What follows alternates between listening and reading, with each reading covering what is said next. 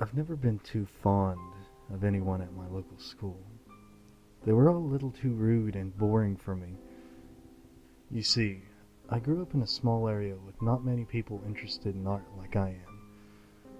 So I had to venture off from home and found myself attending a pretty rural art college.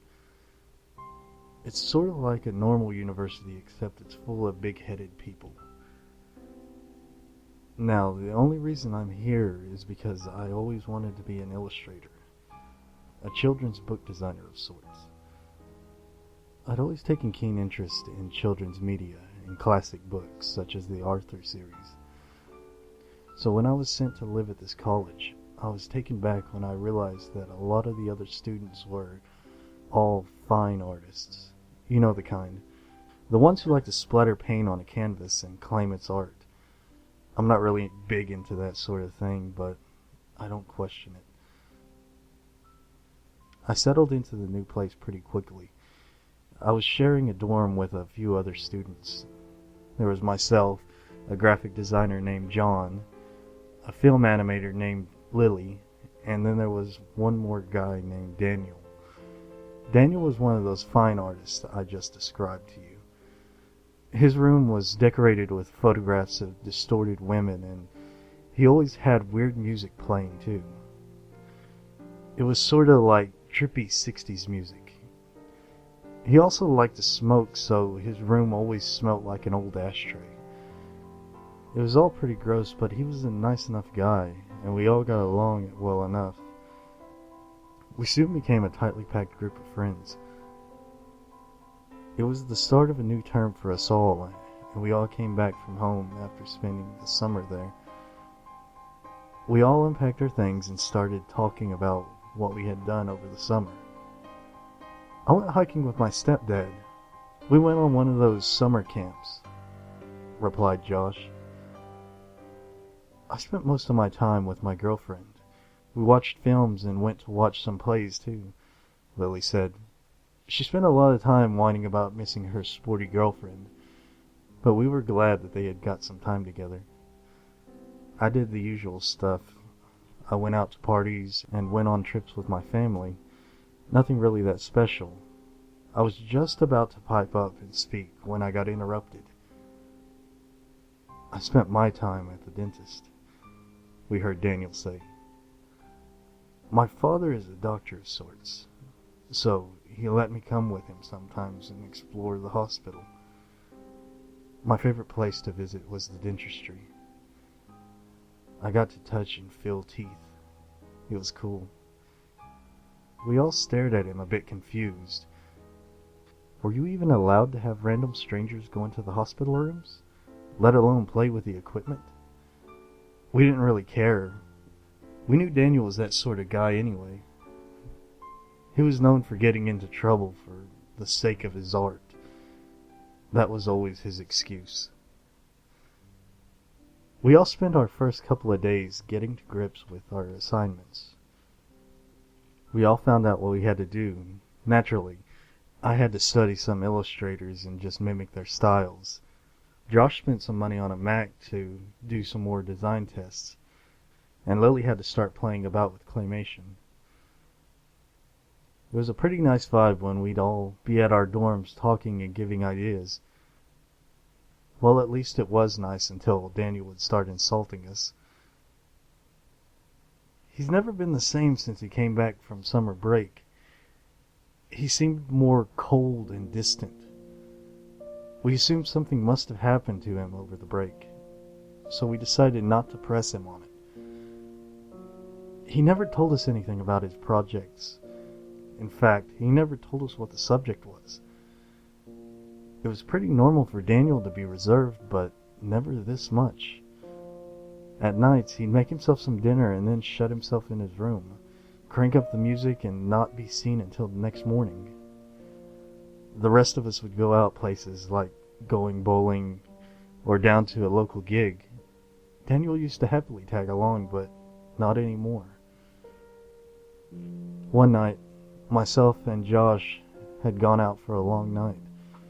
Lily didn't come with us. She said she wanted to see if Daniel was okay since he hadn't been talking to us for a few days now. We could see her point and complied. She had spent the evening knocking on his door and trying to get him to speak with her. Just before we left, we saw his door open and Lily step inside before it was locked again. Brushing it off, we headed out. We'd gone to see a movie, and then go out for a few innocent drinks. It was fun, but we didn't get home until around 2 a.m. When we got back, Josh just said goodnight and went straight to bed. I hadn't gone to bed yet. I was pretty damn hungry. Drinking always made me hungry, so I raided the fridge and found some cold pizza from the night before. I was going to go back into my room when I realized something that I didn't notice before. Daniel wasn't in his room, and Lily wasn't in hers. Due to Daniel's strange new behavior of locking himself in his room until early hours, and Lily never went anywhere without texting us, this was pretty weird. I went over to his door and gave it a knock, and sure enough, the door just opened right up. It wasn't locked or anything. I just assumed he and her had gone out with some of his Ponzi art friends, but it wasn't like Daniel to leave his door open like this. I've always been a nosy son of a bitch, so I stepped inside to see if there were any signs that he had gone somewhere. His keys were gone, his jacket was gone too, but he had left his wallet on his desk. The other thing that was odd was that he had left his laptop on his bed, and it was still on. The screen was still lit up. Curiosity got to the best of me. Perhaps this could be the chance to find out about this art project he'd been hiding. I mean, Daniel was a fine artist, so it could have been anything. I noticed that he had a USB plugged in, and 2 files on the screen. One was called Dentist Photos, and the other file was a singular image named Teeth.jpg. I clicked on the Dentist Photos file, and there was just pictures of people's teeth and plastic models of teeth. It was nothing interesting. I clicked back off the file and decided to check out Teeth.jpg.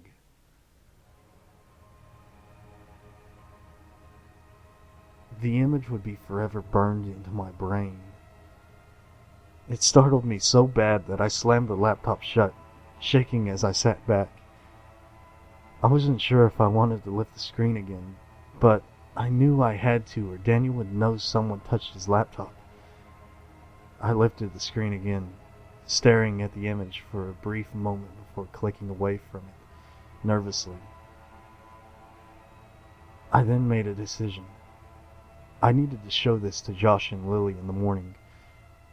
This was seriously messed up. I mean, I knew Daniel was an artistic kind of guy, but this was just insane. I quickly bolted it back to my own room and scoured for my USB drive. I eventually found it and darted back to Daniel's laptop where I copied the image onto my USB.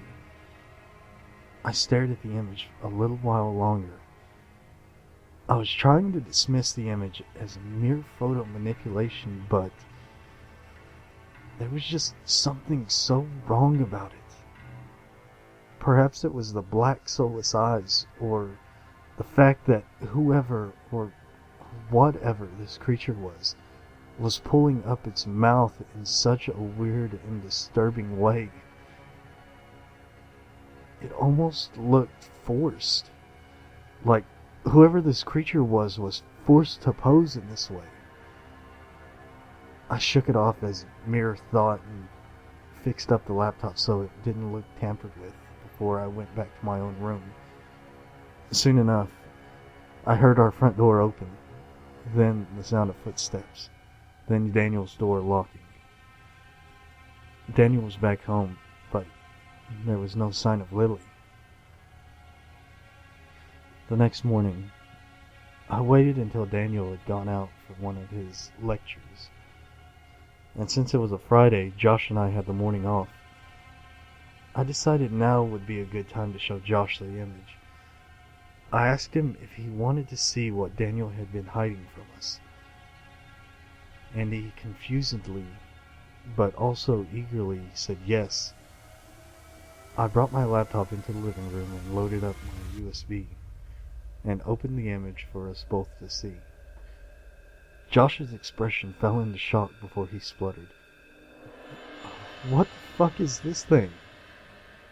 I could tell just by his reaction that both of us were thinking the same thing. It couldn't have been an art project image.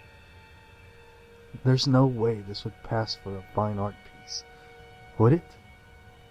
I mean, sure, art can be creepy at times, but I can't imagine his teachers would appreciate such a creepy and disturbing image.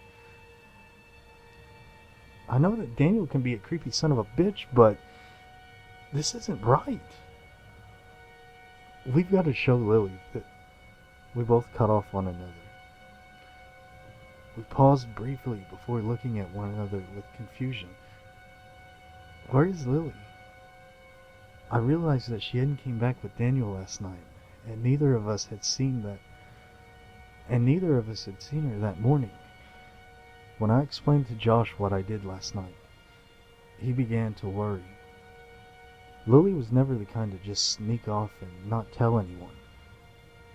I picked up my phone and began to ring her mobile. For a while there was silence. Then, just from Lily's room, we heard a faint buzzing sound. Josh got up and walked into Lily's room rather quickly.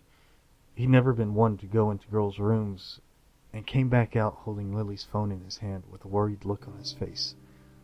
Lily was gone, and we had no way to get hold of her. Maybe she's just gone out to a lecture and forgot her phone, I stuttered. Josh shook his head, chewing on his lip out of nerves. No, Lily doesn't have lectures on Fridays, remember? She'd normally at least say hello to us and take her phone. We know she lives on that thing. She never stops texting her girlfriend. He was right. Lily's life revolved around her phone, so we knew there would be no way she would leave it. Suddenly, her phone lit up. Someone was calling her. We both looked at the phone and then back at one another, before Josh passed the phone to me. I brought it up to my ear before speaking. Hello? On the other end of the line, I realized it was her girlfriend that was calling. I recognized her husky voice. "Ah, Lily, there you are. Thank God you're okay. You didn't text me all last night or this morning. I thought something was wrong." I cringed a little bit, realizing I had to break it to her that I wasn't Lily. As I spoke, I heard her girlfriend begin to get upset. She began breathing quite heavily, and I could hear the sniffling sound someone makes when they are crying. I felt so bad for her, but perhaps she could be my chance to find out anything I could about Lily. Where is Lily? She hasn't spoken to me since last night. I thought she was just playing a joke on me, but now I don't know. I looked at Josh with a confused stare as he began to pace around a little bit. I put the phone on loudspeaker and asked her, "Why do you think Lily was playing a joke on you? Did she say anything odd?" "Yes," her girlfriend replied. "She sent me a message at around 1:30. I looked at Josh baffled before I asked again, "What did the message say?" "Help me." I looked at Josh with wide, worried eyes. Lily would never pull a prank like this on anyone, let alone her own girlfriend. She always told us how worried she'd be about her girlfriend getting paranoid, so we knew she wouldn't send a message like that unless she had a reason. I continued speaking with her girlfriend, but I was getting nowhere, so I reassured her that we knew where Lily was, and she'd be calling her back tonight. Her girlfriend seemed suspicious, but just agreed and put the phone down. Josh and I paced back and forth. We had no idea what this could mean. Why would Lily send a message like that? We continued to think for a while and decided until we know where Lily was, we were going to skip our lectures. We spent a long time thinking over things and began to write down the connections we could make. Afterwards, Josh read out the list to me so I could think them over.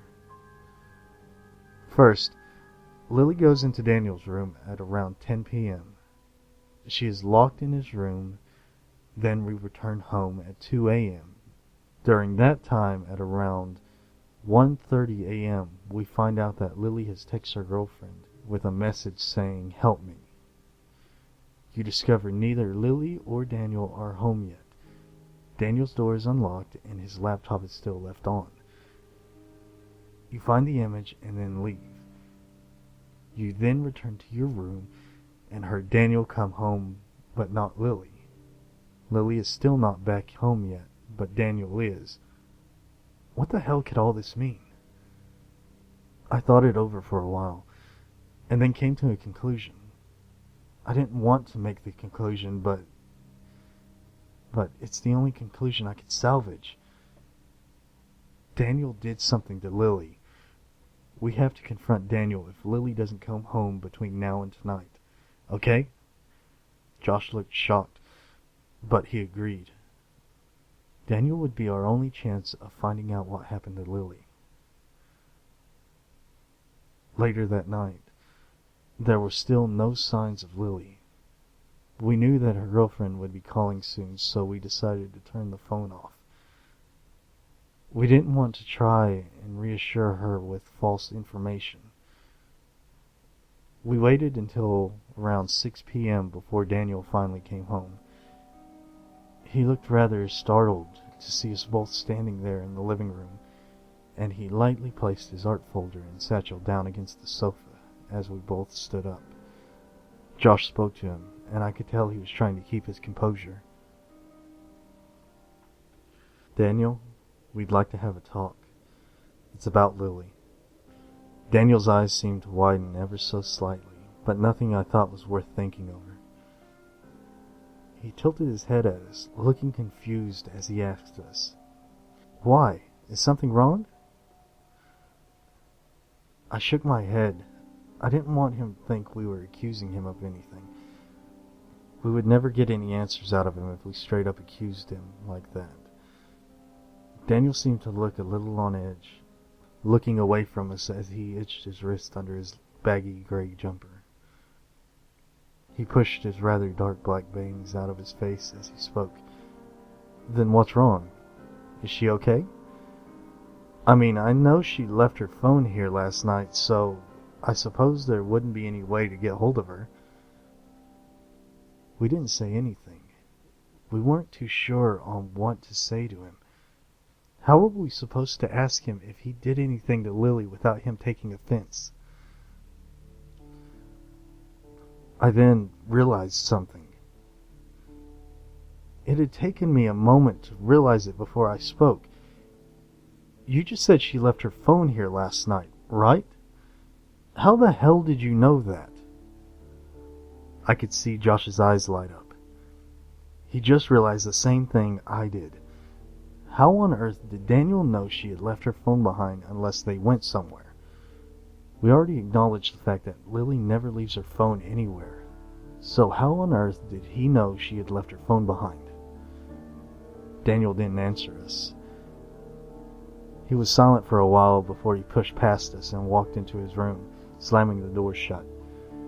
We walked over to his door, banging on it harshly before he shouted, "Leave me alone, I have coursework to do. I'm sure Lily will show up tonight. Just stop being paranoid." We just didn't know what to do. Daniel clearly knew way more than he let on, but there was no way we were going to get that out of him. We walked back into the living room and slumped back down.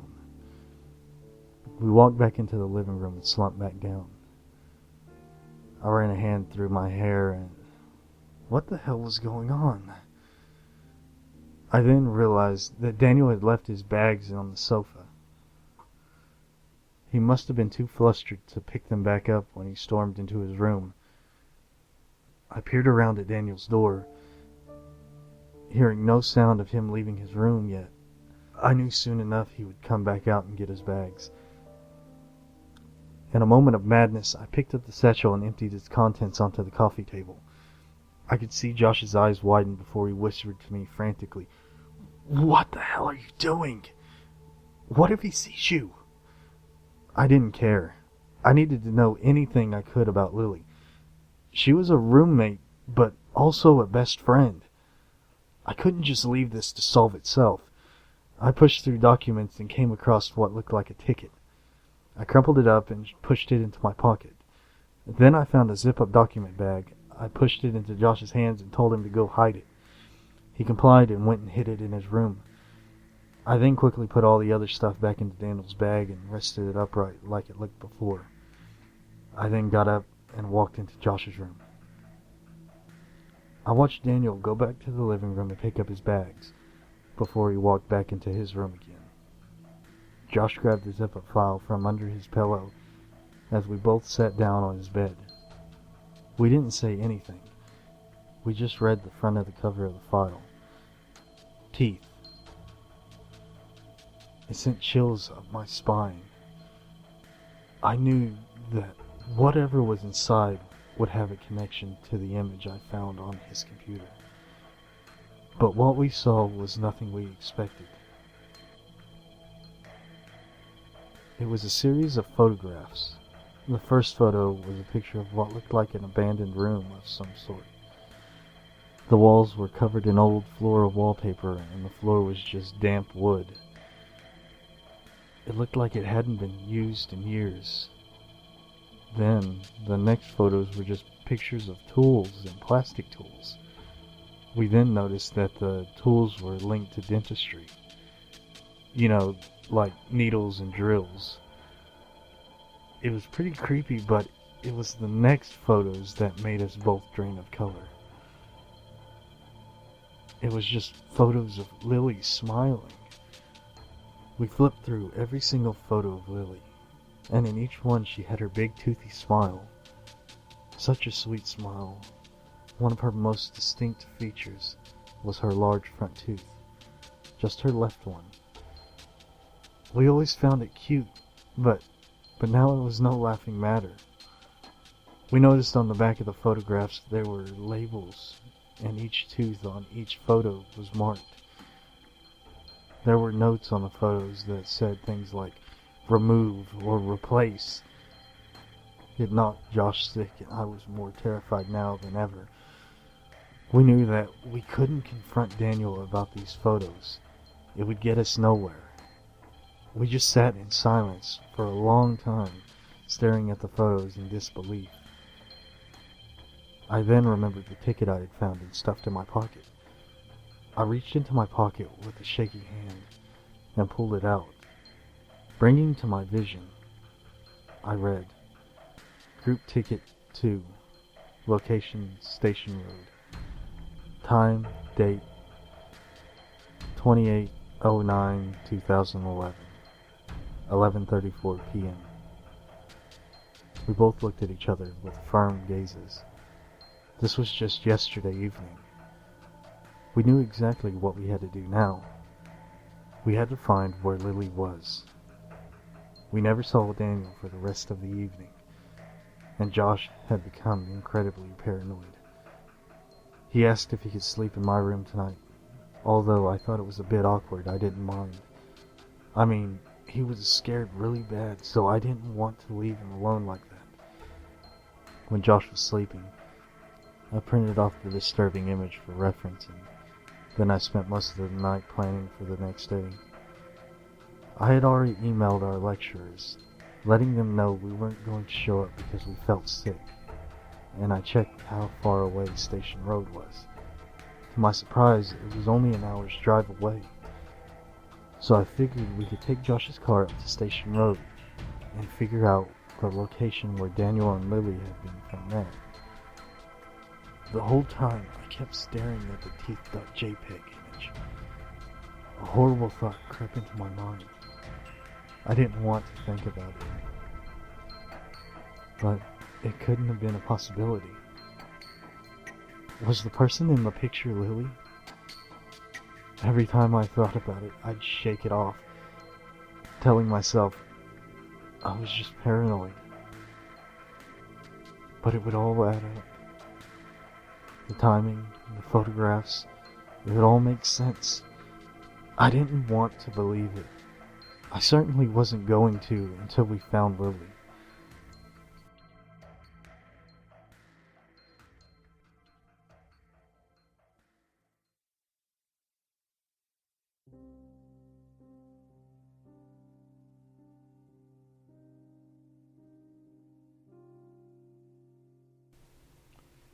The next morning, Josh and I got up around 6 a.m. We wanted to be out of the dorm before Daniel woke up, and we made sure to lock our own doors. We also decided to take Lily's phone with us. We didn't want to leave anything behind that would indicate that we were suspicious. We left the dorm and got into Josh's car. I had brought along a small bag full of different things, such as the photographs, a flashlight, a camera, and a notepad with a pen. We loaded ourselves into the car and made our way towards Station Road.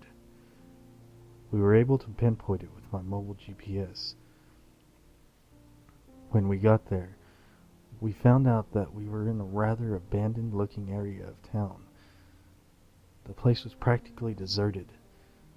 All we could see were tall, crumbling buildings and little empty houses. We'd taken out the photos of the room and began to walk up to each little house. We pressed our faces to the glass to see if we could make out the floral wallpaper like the room in the photograph. We spent a good few hours doing this. Nothing. We were getting pretty angry at this point. We just wanted to get Lily back. Josh got so angry that he walked up to one of the house's walls and kicked it harshly as he shouted from the top of his lungs, "Daniel, you sick bastard!" Just as he kicked the wall one last time, we noticed the wall began to tear, like paper. Josh looked down at his foot and realized he had tore what looked like a piece of painted paper away from the stone wall.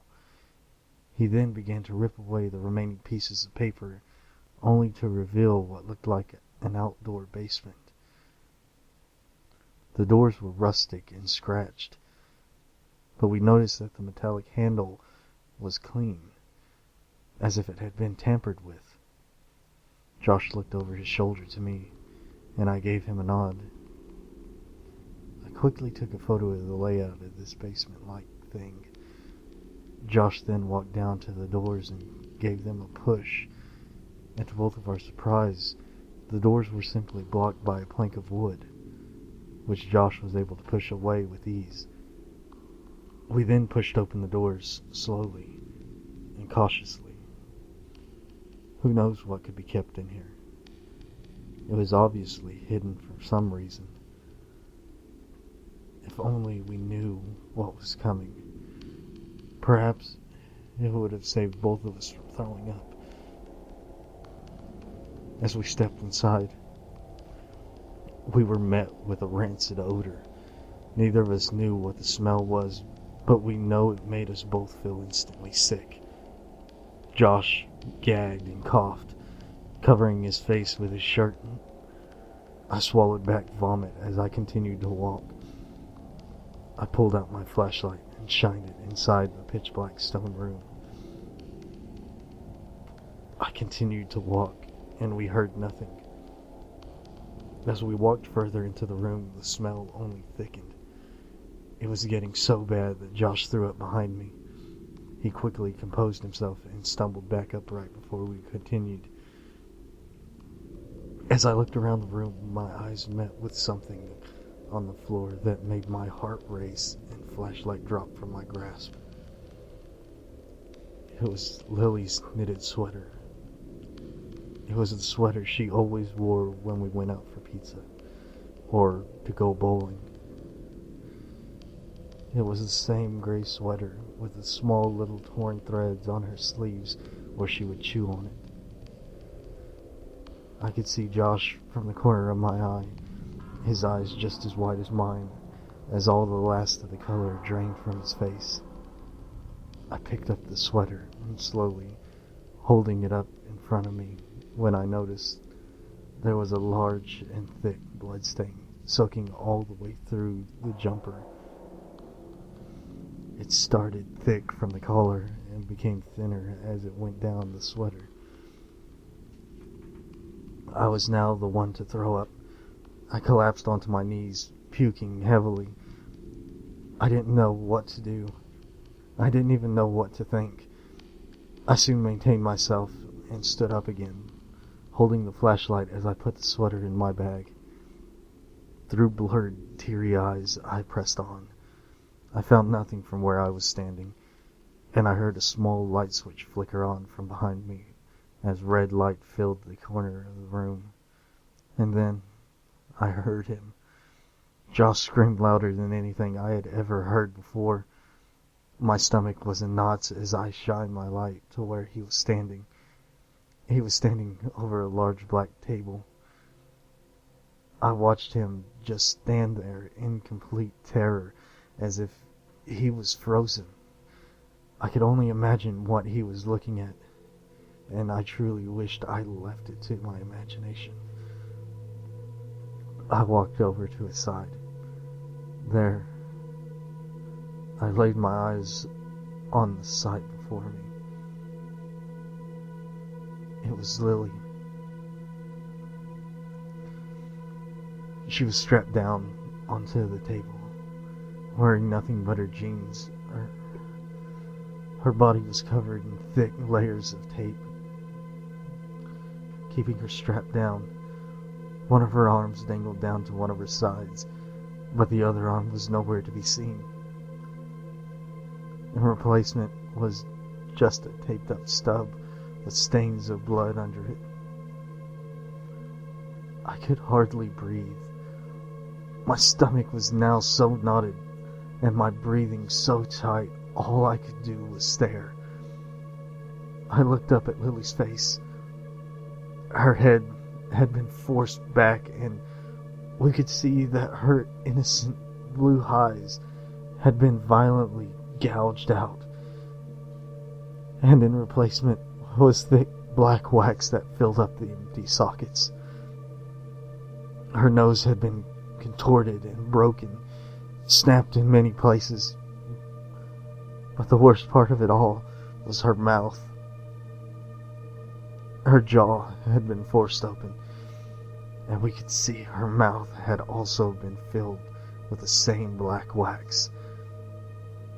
Her teeth had been ripped out and misplaced in all different directions. Then noticed how her mouth had been stretched upright, her cheek tearing to reveal more teeth that had been pulled out from her mouth. It gave her a contorted, horrible smile. Her face was covered in streams of her own dried up blood. I stared at the hand that was holding the mouth open. It was her own. Her own hand had been stitched to her ripped cheek. The flesh was torn and falling apart under the nails. Her nails were cracked and chipped, with staples and little threads holding the hand in place. One red fluorescent light created horrific shadows and lighted every grotesque feature that now was on Lily's face. I silently and numbly pulled out the picture of Teeth.jpg and stared at it. Then back to the real thing. They were identical. Josh brought a shaky hand over Lily's cheek before he collapsed by the side of the table. I could hear him sobbing horrendously by her side before he passed out beside me. I too felt like I was on the brink of collapsing, but something caught my attention. I could feel the presence of someone else coming into the room, but I already knew who it was, and I knew now there was nothing we could do about it. I heard the door slam shut and the plank of wood being placed over the door. I heard the sound of footsteps. I heard them inch closer and closer until I could feel their presence behind me. I knew he was there, and I knew there was no way out. I heard their voice speak very faintly behind me. I'm sorry you had to find out this way, but it's okay. It's all for the sake of art. But that wasn't what made me collapse. I knew well enough here that my fate was sealed. But after he finished speaking, I heard one more tiny sound that made my heart both ache and my tears only stream further down my numb cheeks before my vision faded away from me and my hand slipped away from the table. I could hear Lily choking